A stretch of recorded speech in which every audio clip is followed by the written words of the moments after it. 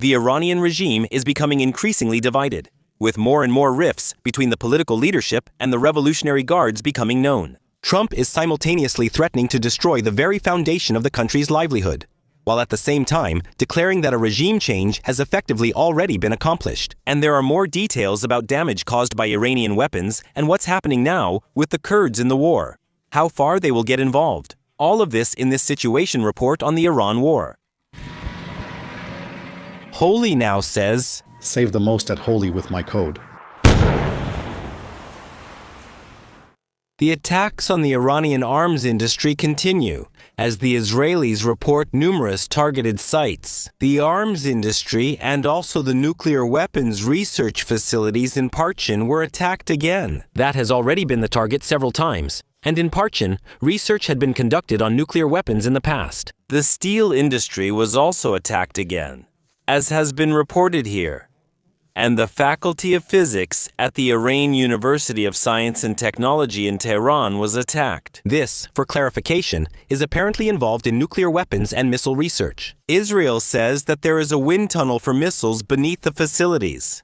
As I said, that's the information from there. Then we see this footage here, showing us from the American side that B-52 bombers with JDAMs are still on the move. That means they are now flying over Iran themselves for direct attacks there. During the attack on April 28th at the beginning of the war, PRISM was used. We have talked about this in the past, the precision strike missile system for the HIMARS. According to reports and investigations by the New York Times, 21 people were killed in strikes in a civilian area next to a military facility in Lamert. So, further civilian casualties caused by inaccurate American weapon effects are being reported here, which is what the so-called Axis is talking about. As for the Axis of resistance, dozens of attacks by Hezbollah are still being reported daily. And now we have an interesting video here, because Hezbollah keeps releasing videos of attacks on Israeli troops. And in this video here, you can see the anti-tank weapons, but if you look at the circles, you can see how the trophy defense system reacts to the incoming missile. And what's noticeable in many of the videos from Hezbollah is that afterwards, you don't see any damage. For example, in this case, Hezbollah probably showed an attack that was not successful, but was most likely intercepted by the trophy system. Meanwhile, Israel claims it has now killed over 800 Hezbollah terrorists, and Israel says it has just killed Hezbollah men who disguised themselves as medics and were traveling in an ambulance. This has been documented in the past. In the past, we have had video footage showing that weapons are also transported in ambulances, for example. Whether that was the case this time, of course, I can't say. Nor can I confirm whether the journalist from Al-Manar recently killed by Israel was actually part of the Radwan forces, the special troops of Hezbollah, as the Israelis claim. They have now published this picture of him in uniform. However, in general, Al-Manar is a part of Hezbollah. That also needs to be noted here. In addition, another Israeli soldier has fallen in the fighting. And now there are reports. It is said that the ambassador of Iran is refusing to leave Lebanon.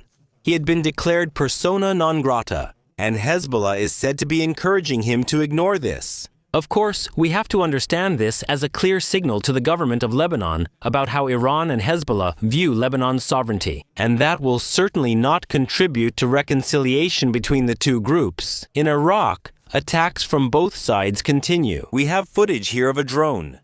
It strikes there. That must have been in Erbil. Exactly, in Erbil. That's where it's being reported from. The militias also attacked an Air Force base near Baghdad.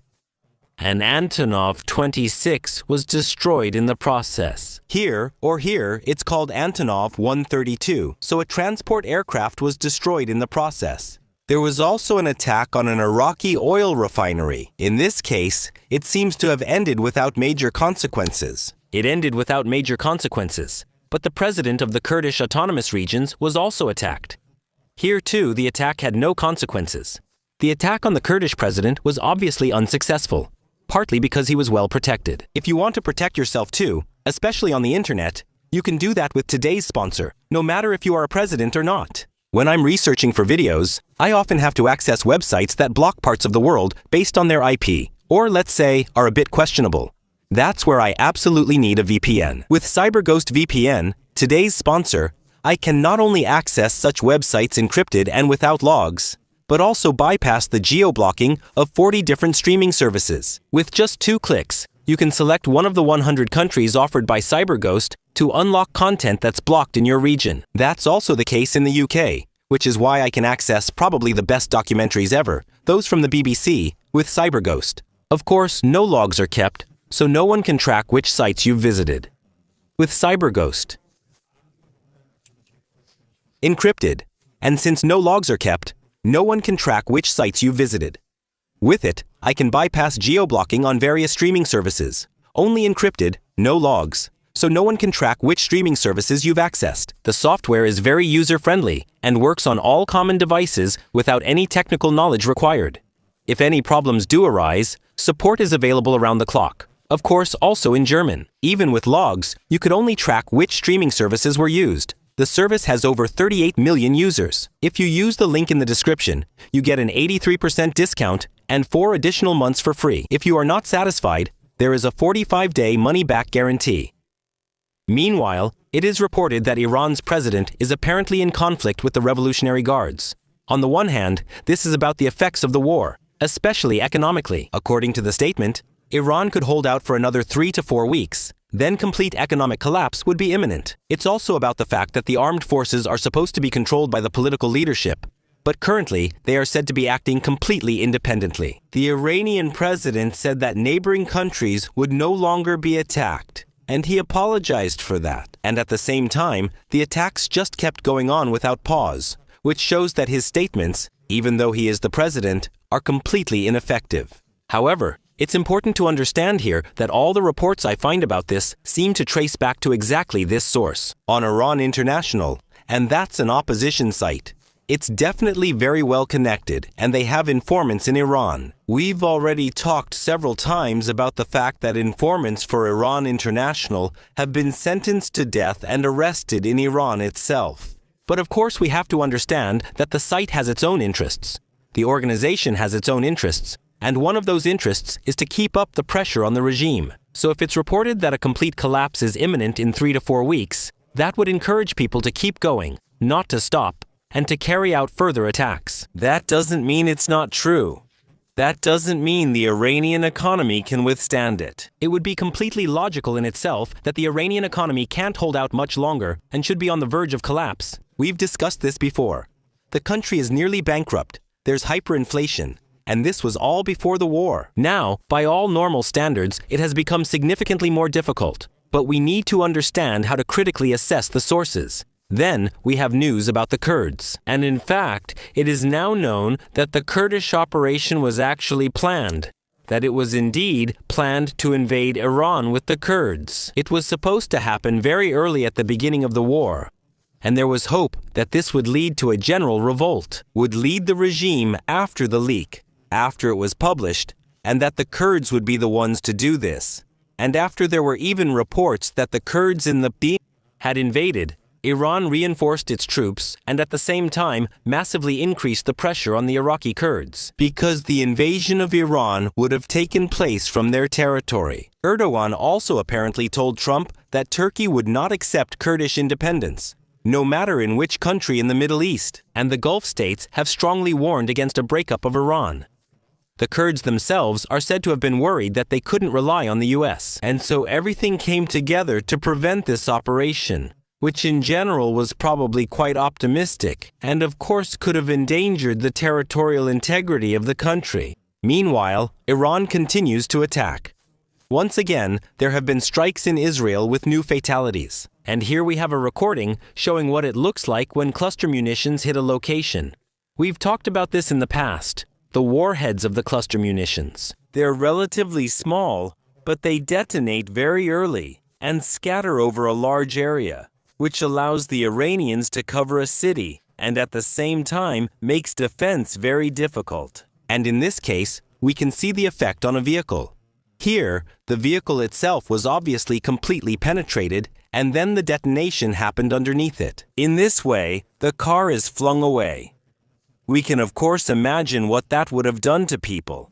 The Haifa refinery was also attacked. It was attacked again and hit again. A fire broke out there. But attacks are also happening in other places. For example, the airport in Kuwait was hit. There, a radar device was hit, as well as the fuel tanks. But even more significant is the desalination plant. A desalination plant in Kuwait was hit and damaged. Attacks are also continuing. And what's remarkable here is that the number of ballistic missiles has increased again. We now have 14 on the 29th. And today, there weren't any. But we see that the total number of ballistic missiles from the Iranian side is not decreasing any further for the moment. An aluminum plant was hit in Bahrain. That has also been reported, and the U.S. base in Bahrain was hit as well. Tasnim, an Iranian news agency, reports this. And here we have the images where we can see what the impacts look like. And in this hangar, American P-8S were reportedly stationed, which are extremely expensive aircraft that may have been damaged or destroyed here. We have no evidence of that. At least the Iranians say that they were stationed in there, and we can see the strikes Iran carried out here, at least according to these satellite images that were published.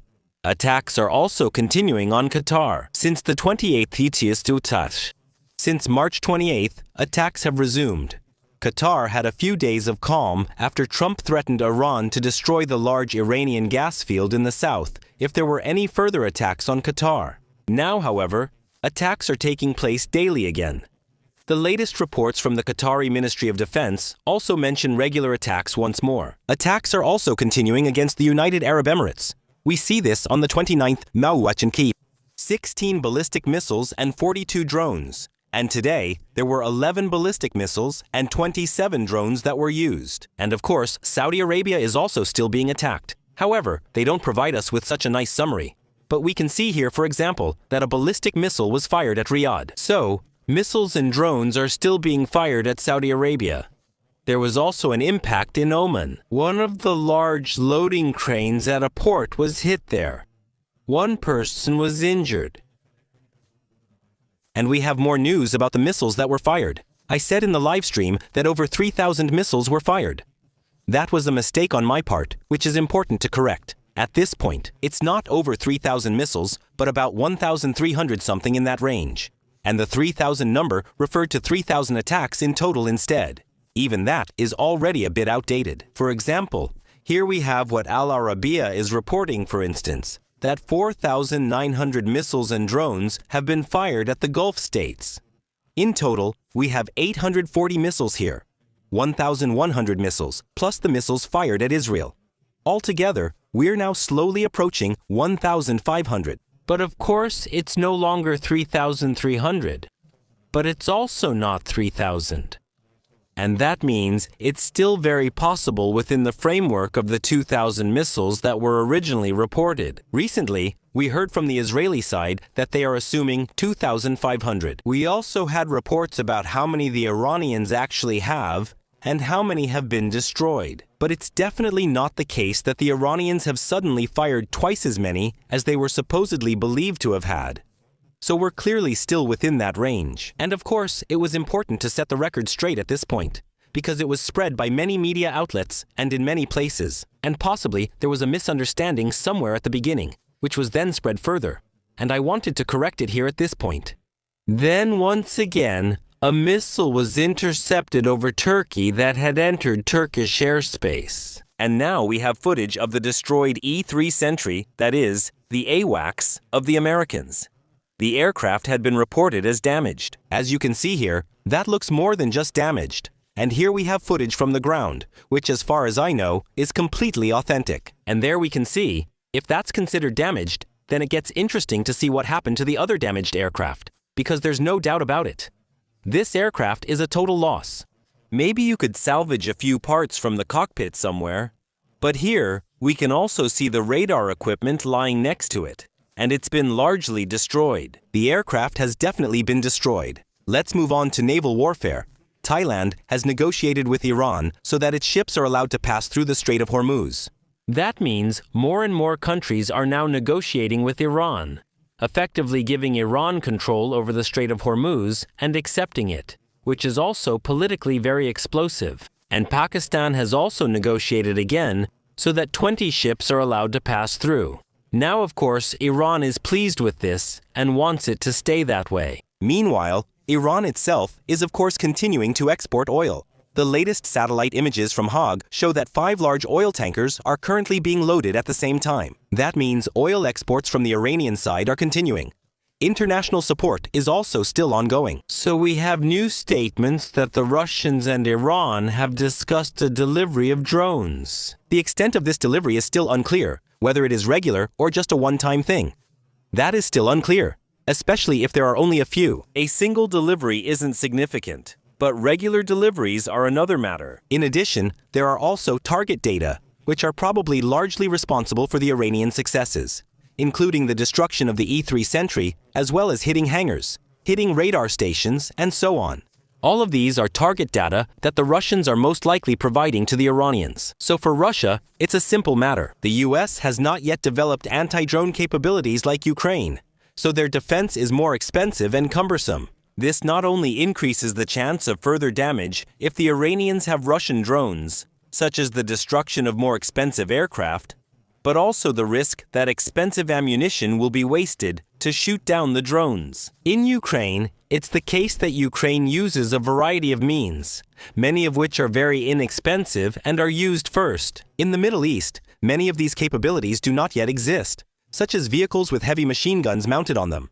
For example, anti-aircraft tanks are only available there in small numbers. All these things mean that the risk of using higher value ammunition is greater. In addition, the USS Tripoli has now arrived in the CENTCOM area, meaning it has been assigned to the command and is therefore ready for operations in the near future. In particular, of course, the embarked Marines are now available, and there is a report that the British Navy is preparing for a deployment in the Strait of Hormuz. The RFA Lime Bay, that is, the Royal Fleet Auxiliary Lime Bay, will be equipped with modern mine-clearing equipment, refitted, and the original text says it's a refit, a conversion.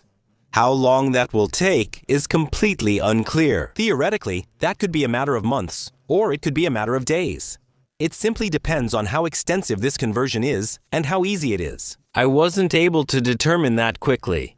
If we come to a conclusion, the Saudis are trying to maximize their oil exports. The pipeline to the Red Sea has now reached its maximum capacity of 7 million barrels. The United Arab Emirates are also exporting as much as they can now via Fujairah, which is the port on the eastern side of the strait. About 1.5 million barrels a day are supposed to be exported from there. Meanwhile, Trump declares that a regime change has basically already been completed, because the old representatives of the regime have been killed, and the new ones are much more reasonable. We have to be clear here. Of course, that's utter nonsense. If a regime change has occurred, it's toward a Revolutionary Guard's dictatorship.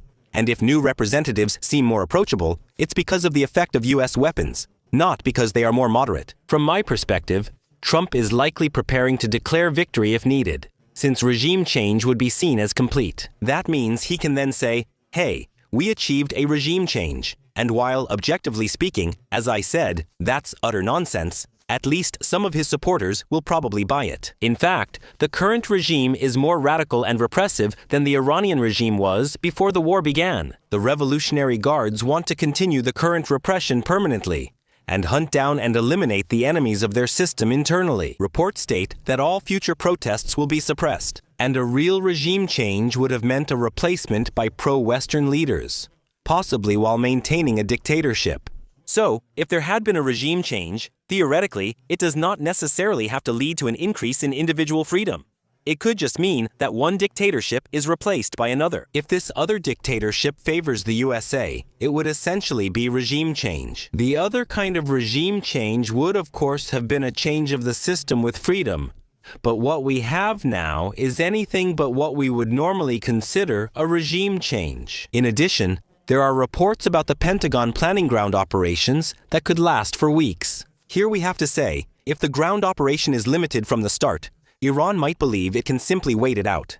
When it comes to destroying individual targets, that might make sense. So, after destroying a facility, you don't have to stay on site for 3 weeks, or even 3 years. If the real goal was the destruction of the facility, You can, of course, withdraw afterwards, but to declare from the outset that we will only conduct ground operations for a few weeks, of course signals to Iran and suggests to them that this might be something they can wait out. That would then be reminiscent of Afghanistan, because as soon as you announce that you will withdraw on a certain date, the Taliban just had to wait and could hold back, knowing that from that point on they would have relatively free rein. In general, we see Trump swinging back and forth between threats and declarations of restraint, with plans to end the war as quickly as possible, preferably immediately, but without officially acknowledging that the war is lost. The practice, which is practically considered won, is meant to reassure voters and markets, while the threats are intended to increase pressure on Iran to make this peace agreement possible. But Iran sees through this. They have shown this, among other things, by the regime's representatives publicly saying exactly that. Which, of course, takes away the power from all of this. If Iran knows that Trump wants to end the war as soon as possible, then Iran believes it can hold out, and that makes reaching a peace agreement much more difficult. Because while it's likely that the economy will collapse soon, if the Iranians believe, well, then we just have to survive a few weeks of economic collapse. At the latest, that's when the Americans will give up. So the collapse itself won't automatically lead to an Iranian surrender. And that's the big risk that exists when Trump keeps showing that he'd rather get out of the Middle East right away. By doing this, he's signaling to the Iranians, just hold out a little longer and you've won the war. Plus, Trump is now threatening to devastate Iran. Attacking and destroying power plants, oil wells, Kark Island, and possibly all desalination plants is a harsh threat that should at least partially be considered a violation of international law and should constitute war crimes. In general, it must be seen that attacks are allowed if they provide a military advantage, but that advantage must be proportionate. And these are all somewhat vague terms, which need to be clearly understood here. But when it comes to all the power plants, all the desalination plants, all the oil wells, it really becomes difficult to justify it with that. And in addition, Iran is less dependent on desalination than the US allies. If Iran were to respond by also attacking the oil production of the Gulf states, that would also have catastrophic consequences. We could then expect oil to rise to $200 or more per barrel, and that probably means that the threat is completely hollow, because no matter what Trump does, if he goes through with this, Iran will retaliate in kind. He will specifically target the power plants south of the Gulf. He will deliberately try to destroy as much oil infrastructure as possible in order to drive up the price of oil. And he will make sure that the desalination plants on which the Gulf states are massively dependent are destroyed. And overall, they are much more dependent on them than the Iranians themselves. And that will trigger an absolute catastrophe, which makes it unlikely that Trump will go through with it. Because if the desalination plants are destroyed, it could mean that practically half of the Arabian Peninsula would have to be evacuated. And that within just a few days. So it would be a humanitarian catastrophe and hardly feasible, and therefore completely unacceptable for the Gulf states if it were to happen. Especially if it were to happen because of previous American actions. At the same time, it would of course lead to a complete escalation of the war, which would not be easy to end quickly. So that would also go against Trump's goals, because the intention behind it is probably to cause so much damage that Iran surrenders. And that would make it an empty threat, and therefore, it is likely to be seen as a sign of weakness. And again, that would likely weaken Trump's position. In addition, the Republicans are apparently considering financing the war by making cuts to healthcare, which will certainly improve the chances in the midterms. And that was sarcasm, in case you didn't notice. Once again, thanks to CyberGhost for supporting us with this ad. If you also want to browse the internet securely with a VPN, click the link in the description and get 83% off plus 4 months free. And that's it for today's Situation Report. If you enjoyed the presentation despite the serious topic, I'd appreciate a thumbs up. That helps me with the algorithm. Leave a comment if you have anything to add. And if you're new here, I'd like to invite you to subscribe to the channel and click the bell so you don't miss future videos. The next live stream with a situation report and Q&A is next Wednesday at 8 p.m. German time. Hope you can join. That's all from me for now. Thanks for your attention and see you soon. Thanks to supporters through memberships here and on Patreon. I would especially like to thank Lieutenant Colonel Mahamori, as well as Lieutenants Jans vom Eck, Uwe Dieframe, nicknamed Tubib, Karsten Schultz, To Killer 42 Alex Rosenthal, Madbest, Vision, Soundlab, Sick Writer, Bertenmint, Robert Veal, Matt Burke, Mutter 1000 Jonas Gu, Anti-X, Sasha Muller, Cunningham 4500 and Eustress. Thank you very much. Without you, this would not be possible.